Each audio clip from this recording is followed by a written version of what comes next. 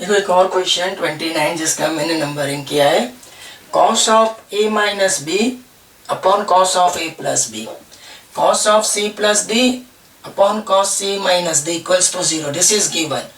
वो रिजल्ट की यूज करके हम लोग को प्रूव करना है tan a into tan b into tan c into tan d plus 1 equals to 0। अब बच्चों यहाँ पे जो मेरे पास कंडीशन है ना, तो वो कंडीशन को ही मैं यूटिलाइज करके मैं कोशिश करने वाला हूँ कि ये पूरा LHS और RHS मिल जाए। तो जैसे आगे कैसे बढ़ेंगे, cos a minus b, this is given. जो गिवन है ना कंडीशन, उसी को ही मैं यूटिलाइज करने की ट्राई करूंगा। तो cos of c plus d, cos of c minus d equals to 0। अब बच्चों a इक्वल्स टू क्या मान लो x और b इक्वल्स टू क्या मान लो y। तो cos x माइनस वाई का formula cos x into cos y plus sin x into sin y, something like that way. मैं ऐसा बोलूंगा कि यहाँ पे भी cos x प्लस y का फॉर्मूला, ये दिमाग में लेना, माइनस cos में माइनस है तो बीच में प्लस आता है और प्लस है तो बीच में माइनस। सेम थिंग ऊपर प्लस है तो cos c into cos d minus of sin c into sin d, और डिनोमिनेटर के लिए cos c into cos d plus sin c into sin d that is same as 0। आज मैं आपको बहुत इंपॉर्टेंट चीज दिखाने जा रहा हूं बच्चों अभी, कि जब भी आपको आंसर में tan जनरेट करना है और आपके पास cos साइन है, तो दिमाग में रखो tan जनरेट करने के लिए डिवीजन किससे होना चाहिए, cos से, और cot जनरेट करना है तो डिवीजन किससे होना चाहिए, sin से। क्योंकि बेसिक है बच्चों, समझ लो tan थीटा, तो उसका फॉर्मूला क्या है, sin अपॉन cos। तो डिनोमिनेटर में क्या आ रहा है, cos, तो डिवाइड किससे होना चाहिए, cos से। अगर cot थीटा है तो उसका फॉर्मूला है cos बाई sin। तो अगर cot जनरेट करना है तो डिवाइडेड बाई क्या हो जाएगा, sin थीटा।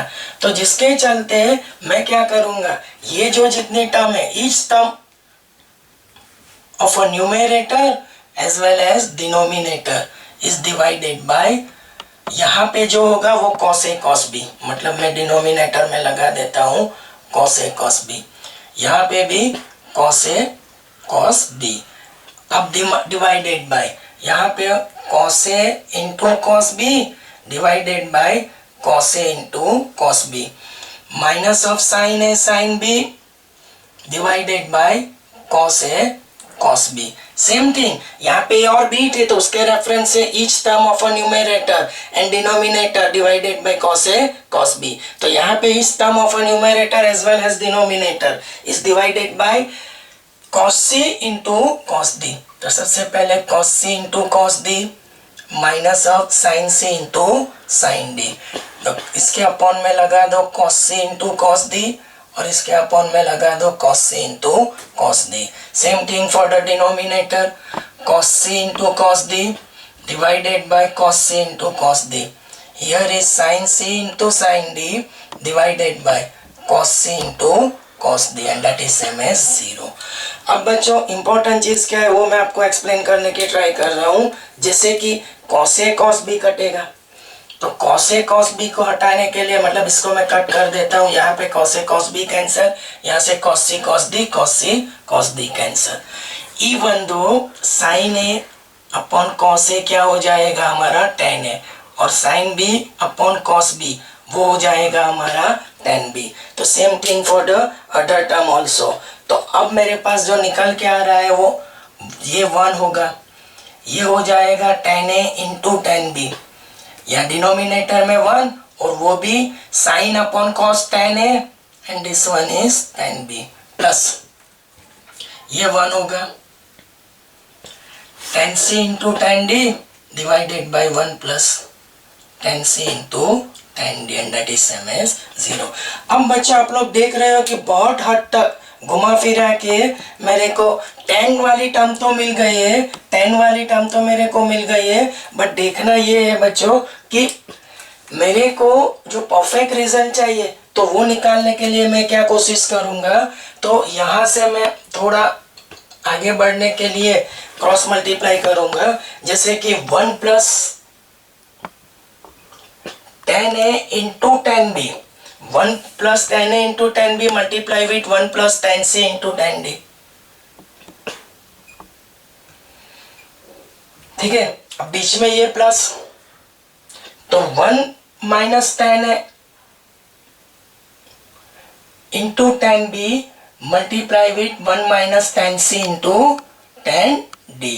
ठीक है, अब एलसीएम, तो ये जो एलसीएम आएगा वो 1 minus 10a into 10b 1 minus 10c into 10d और इक्वल्स तो क्या कंटिन्यू है 0। अब बहुत इंपॉर्टेंट स्टेप मैं आपको दे रहा हूं कि 1 minus 10a into 10b 1 minus 10c into 10d उसको 0 से मल्टीप्लाई कर दो तो वो टर्म निकल जाएगी। तो अब ये ब्रैकेट खोलेंगे, जैसे कि 1 मल्टीप्लाई बाई 1 1, फिर 10c इंटू 10d, फिर 10a इंटू 10b, फिर आएगा 10a into 10b into 10c into 10d।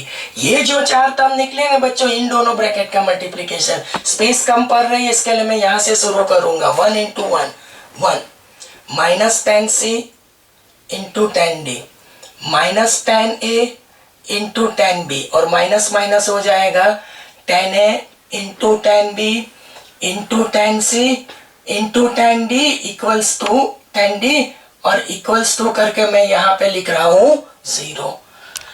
ठीक है, अब मेरी बात सुनो, टर्म कौन सी कैंसिल हो रही है, टर्म कौन कौन सी कैंसिल हो रही है वो मैं आपको आइडिया दे रहा हूँ।